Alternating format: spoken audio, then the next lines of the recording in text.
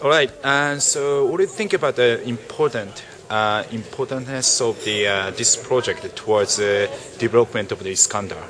Well, I believe it's extremely important, mainly because in Iskandar, Malaysia, and IRDA especially, we are very, very concerned about the environment that we're going to impact on when we are building such a huge region. As you know, it's about 3 times the size of Singapore.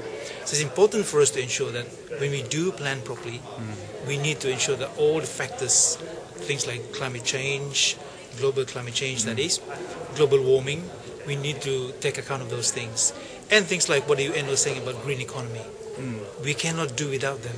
So all these things, good transportation, integrated transportation, are all very important to ensure that we work together and we get what we want. So the LCS for Iskandar Malaysia to us is very, very important. Us being Iskandar Regional Development Authority. For us, it's, if you like, the best way of coordinating all our activities that we're going to do to ensure that we, what we believe called a green focus agenda, what we believe to be the case that this is the approach that we're going to do for the whole of the region, and to ensure that we work it properly, LCS will be an important factor into the equation.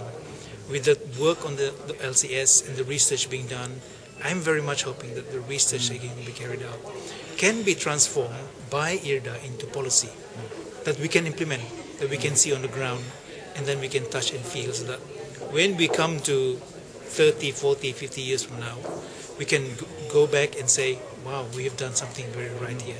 And more importantly, it's with the help of all our Asian neighbors, and in particular Japan in this case. So that's how we're going to approach low carbon. Okay. So, what do you expect in a short-term period as outcome after this project done within 5 years? So, do you think so you can inherit your department can inherit the outcome to develop in an economy way? Definitely. It's as I've shown earlier, we have 8 actions that we want to promote. Some of this, if you've seen, for example, like transportation. It needs to be integrated and it functions very well. There's good interconnections between transportation. In terms of low carbon lifestyle, everyone needs to adopt that kind of framework so that they can practice being low carbon. They need to ensure that as an authority, we need to ensure that people understand what low carbon is all about. They're already doing that without realizing. For example, they take the bus, for example. But we need to, if you like, teach them more to take public transport, use cars that run not on fossil fuel, for example. And in the way we run things, we go to the supermarket, instead of having bags and bags of food, why not they bring their own stuff? Why not they bring their own plastic bags, for example, and do away with all these things? When I was in Japan, that's what we can see. In the supermarkets, there's no bags. You have to bring your own bag. And it's being practiced here. And this is the short term that we can look at.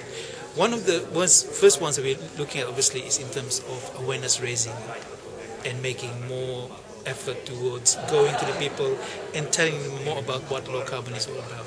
These are jargon words, but the way to do it is, if all of us work together, they go to the people and say, are you practicing low carbon?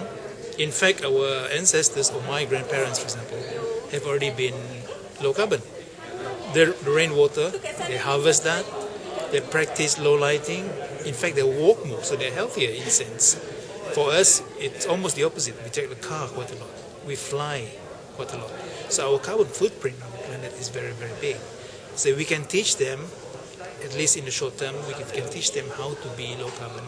Then that's the first, if you like, quick wins that we can do.